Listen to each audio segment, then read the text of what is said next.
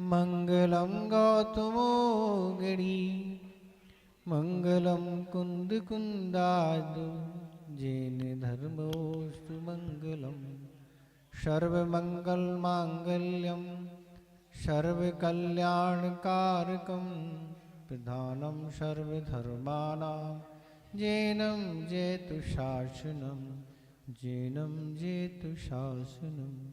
देवादेव 1008 श्री पारसनाथ भगवान की, परम पूज्य आचार्य गुरुदेव श्री विद्यासागर महाराज की, आचार्य श्री समय सागर महाराज की, मुनि श्री विमल सागर महाराज की, अष्टान का महापर्व की, परम पूज्य मुनि श्री 108 अनंत सागर जी महाराज की, समस्त मुनि संघ की।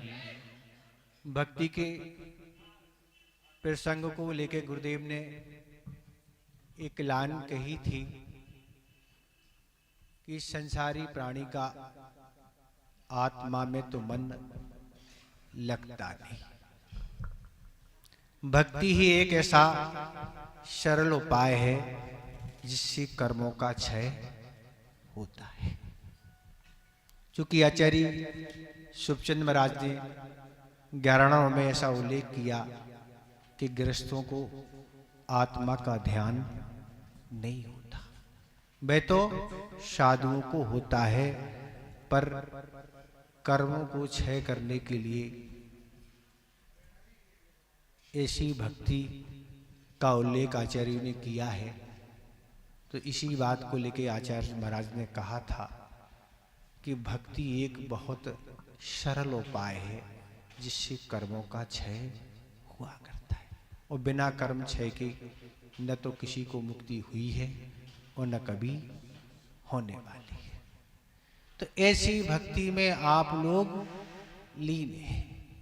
अगर ऐसे अवसर आप लोगों को प्रदान ना हो या आप ऐसे अवसरों में भाग ना लें तो आखिर होता ही क्या है? हमारा समय अन्य अन्य पाप व विषय कषायों में भी ही समय व्यतीत होता है। तो एक तो कर्मों की जो हानि होनी चाहिए इस भक्ति में सम्मिलित होने से हम उससे दूर हो जाते हैं, और दूसरी ओर ऐसा पुण्य संचय जो भक्ति से होता है उससे भी हम वंचित रह जाते हैं। तो भक्ति करने से दोनों कार्यों की उपलब्धि होती है, कर्मों का क्षय भी होता है और पुण्य का संचय भी होता है। अष्टांगा के ही दिनों में अभी 1-2 दिन पहले वहाँ प्रवचन हुआ था, तब विधान प्रारंभ नहीं हुआ था। तब हमने यही कहा था कि गुरुदेव हमेशा यही कहते थे कि ऐसी भक्ति या धार्मिक अनुष्ठान में कार्य करने से ऐसे पुण्य का संचय होता है कि वह पुण्य कभी पीछा नहीं छोड़ता। व्यक्ति जहाँ जाता है वह पुण्य साथ में जाता है और पुण्य के माध्यम से उसको सारी अनुकूलता बनती चली जाती है। तो ठीक विपरीत स्थिति वह भी होती है कि व्यक्ति जब अच्छे कार्य नहीं करके बुरे कार्य करता है तो पाप संचय करता है, तो पाप भी उसका पीछा नहीं छोड़ता। चूंकि आचार्य वादीराज महाराज ने एक ही भाव स्तुति में लिखा है कि कर्मों की स्थिति ऐसी होती है कि संसारी प्राणी बंद एक बार उस कर्म का करता है, पर फल भवों भवों तक मिलता रहता है। जिस तरह बैंक में आप एक साथ काफी राशि जमा कर दें, उसको बार बार आप निकालते रहते हैं। मोबाइल में बैलेंस आप कई माह का डला सकते हैं, पर खर्च तो क्रम से एक दिन का होता है। इसी तरह कर्मों की स्थितियां होती हैं। अगर पाप कर्म का एक बार भी बंद कर ही लिया तो कुछ कर्मों की स्थिति ऐसी होती है जो एक भाव नहीं अनेक भाव में उनका उदय चलता है। इसलिए आचार्य ने संकेत और सचेत किया है कि सावधान, जिस समय इस तरह से कर्म के उदय में ऐसे भाव हो जाए करते हैं उनमें सावधान होने के लिए आचार्य ने कहा है। तो ऐसी स्थिति में हमेशा बचना चाहिए। ऐसे प्रसंग आते हैं जिससे हम ऐसे निधत्ती और निकाचित कर्मों का बंध ना हो जाए। तो ऐसी सारी स्थितियां होती हैं जो भक्ति से सारे कर्म निर्जीत हो जाते हैं। श्रीपाल का तो ऐसा निकाचित ही कर्म था, कैसा उसका उदय था। पर मैना सुंदरी और श्रीपाल दोनों ने ऐसी निस्वार्थ भाव से प्रभु की सिद्ध भगवान की आराधना की कि वह निकाचित कर्म भी समाप्त हो गया। ऐसी प्रसंग को लेकर एक पात्र हम आपके सामने ला रहे हैं, जिसका जन्म अदर कुल में हुआ। इतना पुण्य नहीं था कि उसका जन्म जैन कुल में हो सके, पर वह अदर कुल में जब जन्म हुआ, वह कन्या विवाह के योग जब हो गई तो उसी के अनुरूप उसका विवाह भी उसी कुल में हो गया। पर वह जब विवाहित हो गई, उसने जब जैन धर्म की विशेषताएं देखी कि जैन धर्म बड़ा विशाल है, इसमें इसकी क्रियाएं और सारी की सारी अच्छाई है, तब उसने अपने धर्म को छोड़कर अदर धर्म को छोड़ के जैन धर्म को अंगीकार कर लिया और जैन धर्म के अनुसार ही सारी पूजन पाठ जो कुछ होता था वही करती थी। और धीरे धीरे पति को भी जैन धर्म की विशेषताएं बता के पति को भी जैन धर्म का अनुयायी बना लिया। दोनों पति पत्नी अब जैन बन गए, जैन धर्म के अनुसार ही सारी क्रिया करते थे। और कुछ दिन के उपरांत एक पुत्र रत्न की प्राप्ति दोनों के यहाँ हुई। और पुत्र रत्न होने से उनके मन में एक जिज्ञासा थी कि आखिर यह पुत्र आगामी जीवन में क्या प्राप्त करेगा। तब जोशी के पास जाके जिस दिन जिस 12 आदि को वर्ष आदि को लेके जन्म हुआ था, जाके जोशी से बताया कि इस दिन हमारे यहाँ इस बालक का जन्म हुआ, इसकी आप कुंडली तैयार कर दें। जब सारी चीजें उस जोशी ने देखी तो जोशी ने यही बताया, तुम्हारे यहाँ जो पुत्र रत्न हुआ है वह आगामी समय में त्रिलोक पूज्य होगा। उसकी पूजा तीनों लोक करेंगे, अर्थात समस्त दुनिया के लोग उसकी पूजा अर्चना करेंगे। पति पत्नी को काफी प्रसन्नता हुई कि ऐसा ही बालक हमारे यहाँ जन्म लिया, हम बड़े भाग्यशाली हैं। जैन तो दोनों थे ही, पुत्र को भी जैन धर्म के संस्कार देना प्रारंभ कर दिए। पुत्र बड़ा हो गया, पुत्र भी सारी क्रियाएं धार्मिक जैन धर्म के अनुसार करता था। धीरे धीरे वह बड़ा हो गया। वह घर से बाहर एक दिन एक बगीचे में गया था और बगीचे में जाके उसने एक दृश्य देखा कि एक बड़ा भारी सर्प है, वह सर्प मेंढक को अपने मुख के अंदर कर रहा है।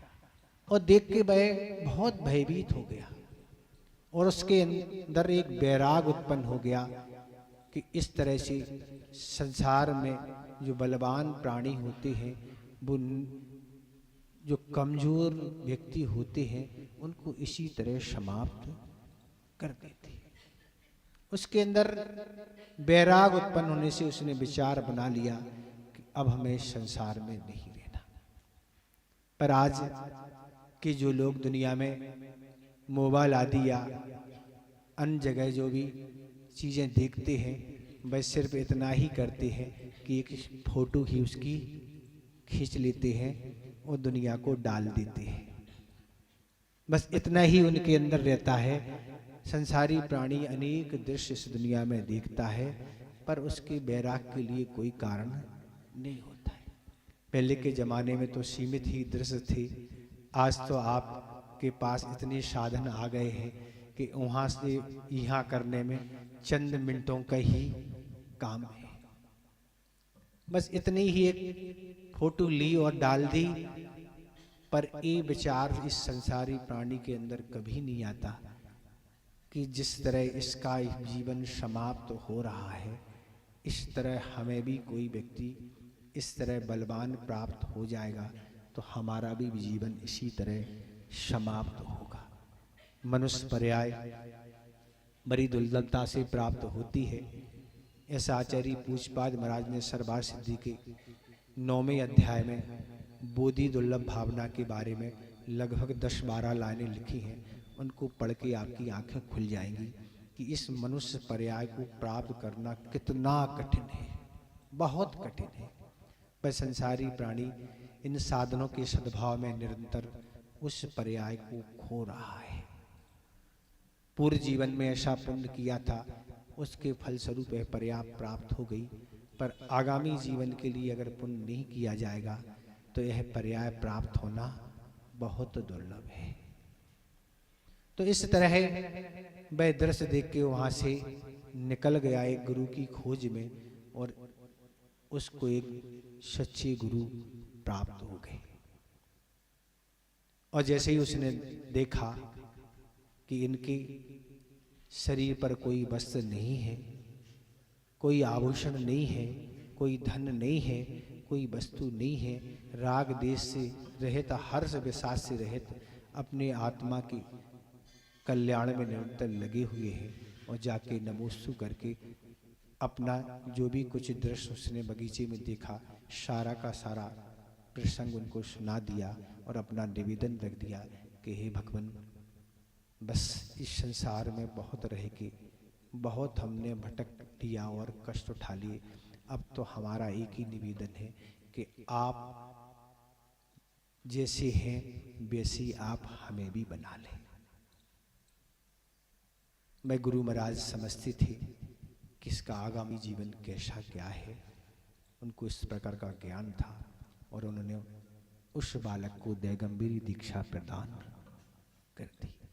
वह मुनिराज के रूप में बन गए, और उनको जो भी 28 मुनि का जो भी स्वरूप होता सारा स्वरूप बता दिया, और स्वाध्याय प्रारंभ कर दिया।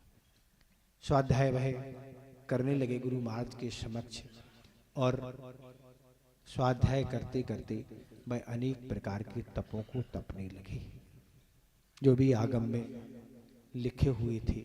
और इस तरह तप वह तपने लगे कि उनको इस प्रकार की सिद्धियां प्राप्त हो गई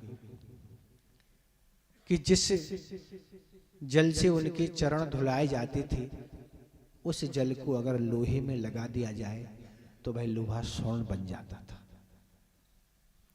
अगर वह जमीन में पैदल मुनिराज चलते थे, मिट्टी के साथ जो भी पत्थर छोटे छोटे रहते थे, उनका अगर उनके चरणों से स्पर्श हो जाए तो वह सोना बन जाते थे। अगर कोई रोगी उनके समीप बैठा है और उनसे स्पर्श की हवा उस रोगी में लग जाए तो वह स्वस्थ हो जाएगा। ऐसी भी एक उनको सिद्धि प्राप्त थी कि पैरों में अगर लेप लगा लिया जाए तो हवा में उड़ने लगती थी। ऐसी अनेक सिद्धियां उनको प्राप्त हो गई, अनेक रिद्धियां प्राप्त हो गई। चूंकि पंचम काल की यह घटना है, पंचम काल में कोई भी रिद्धियां नहीं होती हैं, पंचम काल में केवल सिद्धियां ही होती हैं। तो इस तरह जब उनको ये सब चीजें प्राप्त हो गई तो वह पैरों पर लेप लगा के शिवेंद्र भगवान के दर्शन करने जाते थे और उनका वाणी का वहां पान करते थे। इस तरह उनका जीवन व्यतीत होता गया। पर एक बार वह यात्रा करने के लिए जा रहे थे और यात्रा करते करते उनके दोनों आंखों की दृष्टि समाप्त हो गई। ऐसा आशा कर्म आया कि दोनों आंखों की दृष्टि समाप्त हो गई। अब आखिर क्या करें? जब भी वहां के राजा को ज्ञात हुआ और भी लोगों को ज्ञात हुआ कि इस तरह की घटना घट गई है, तब राजा ने आके निवेदन किया कि अब आपकी चर्या का निर्वाह आगे कैसे क्या होगा। समाधि लेने के लिए आंखों की आवश्यकता है, क्योंकि बिना उसके हमारे जो मूल गुण हैं उनका पालन नहीं हो सकता, जीव दया नहीं हो सकती। तो इस तरह भी आहार लेना आदि कार्य नहीं हो सकता। राजा ने निवेदन किया, पर वो कहते नहीं, हमें किसी वेद की आवश्यकता नहीं, हमें प्रभु की भक्ति पर ऐसा विश्वास है कि हमारी खोई हुई जो आंखों की ज्योति है वे पुनः वापस आ जाएगी। और समीप में ही शांतिनाल भगवान का जनालय था। वह वहाँ भगवान के समक्ष पहुँची और पहुँच के भगवान को नमोस्तु करके यही बोला, भगवान इन आँखों से आपका दर्शन हमें नहीं हो रहा। बस भगवान ऐसा कार्य हो जाए। उन्होंने एक शांति भक्ति है वह लिखना प्रारंभ कर दी, मन ही मन बनाना प्रारंभ कर दी। कागज कलम की तो वहाँ कोई व्यवस्था थी नहीं। पूर्व में आचार्य ने जो ग्रंथ लिखे हैं वह सब बिना पेन कागज और कोश, इतनी उनकी स्मृति थी, उतना क्षयोसम था कि कोई लिखने की आवश्यकता नहीं, मन ही मन पूरा ग्रंथ बना देते थे। ऐसे बुद्धिशाली पूर्व में आचार्य हुए। निरंतर क्षयोसम घटते घटते हम आपकी स्थिति क्या आ गई है कि 1 मिनट क्या 1 घंटे में हम भूल जाते, सुनते ही सुनते भूल जाते हैं। पर आचार्यों की क्या स्थिति है। गणधर परमेष्टि हुआ करते हैं। जब तीर्थंकर प्रभु की वाणी खिरती है तो वह सुन के अंतर्मूर्त के अंदर पूरे द्वादशांग की रचना कर देते। कितना 48 मिनट से पहले पूरे द्वादशांग को बना देते। कब? अपने मन में ही बना देते, कोई पेन कागज की जरूरत नहीं रहती है। ऐसे क्षयोसम के धनी गणधर परमेष्टि हुआ करते।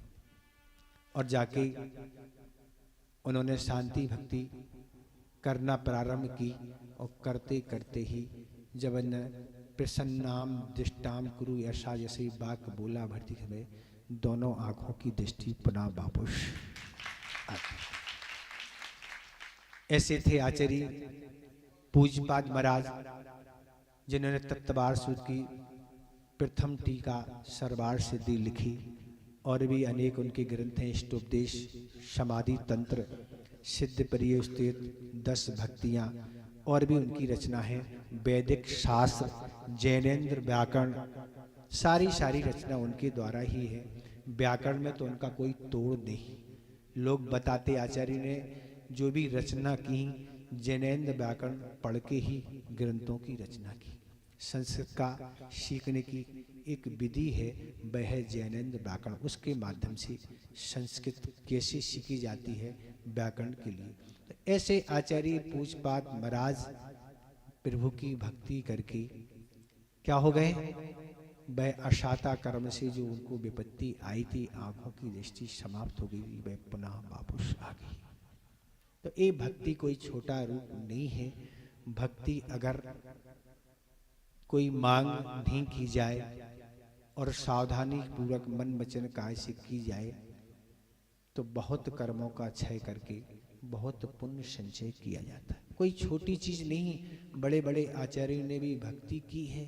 आचार्य कुंद महाराज ने 10 भक्तियां रची हैं और भी गृहस्थों के भी बहुत सारे प्रसंग आगम में आते हैं, कथाएं आते हैं। उनके माध्यम से हम बहुत कुछ प्राप्त कर सकते। और अष्टांग का पर्व वैसे ही चल रहे। सामान्य दिनों में जो फल इस भक्ति करने का मिलता है, पर पर्वों में विशेष फल और प्राप्त होता है। तो इस समय तो आपका काफ़ी हो रहा है। आपको आगे भी यात्रा आर्गों की करना है। ज़्यादा कुछ आपको बताना नहीं है, बस संक्षेप में तो हम यही बताते हैं जो भी अवसर आपको प्राप्त हुए हैं उत्साहपूर्वक उन सिद्ध प्रभु की आप आराधना करिए। वह आगामी जीवन के लिए आप कलेवा का संचय कर रहे हैं। आचार्य महाराज यही कहते थे कि जब भी कोई व्यक्ति जाता है यात्रा पे तो भोजन करने के बाद साथ में कलेवा भी रख लेता है। उस समय भोजन का समय होता है उसको खोला और कर लिया। कोई होटल की जरूरत नहीं। अब सारे सिस्टम महाराज बदल चुके हैं। अब तो पैसा रखने की भी कोई जरूरत नहीं, भोजन की तो कोई जरूरत है ही नहीं। पर इससे हम धर्म से दूर होते चले जा रहे हैं, अहिंसा से दूर होते चले जा रहे हैं और धन का भी अपव्यय निरंतर हो रहा है। तो इसी तरह आचार्य महाराज कहते थे, इसी तरह पुण्य रूपी कलेवा को आप बांध के रख लो। इस पर्याय में जो आगामी काल में वह पुण्य काम में आएगा। इतना ही हम पर्याप्त समझते हैं। अहिंसा प्रभु धर्म की। परम पूज्य मुनि श्री 108 अनंत सागर जी मुनि महाराज की, समस्त मुनि संघ की जय। 17 नवंबर रविवार को प्रातः 8 बजे परम पूज्य आचार्य श्री विद्यासागर जी महामुनिराज का 52वां आचार्य पदारोहण महोत्सव यहीं इसी स्थान पर मनाया जाएगा और 52 थाली में पूजन सामग्री अलग अलग अर्पण की जाएगी। और एक और सूचना सुन लें, कल आपको बता दिया था खिमलासा में 9 से 12 दिसंबर तक पंच कल्याण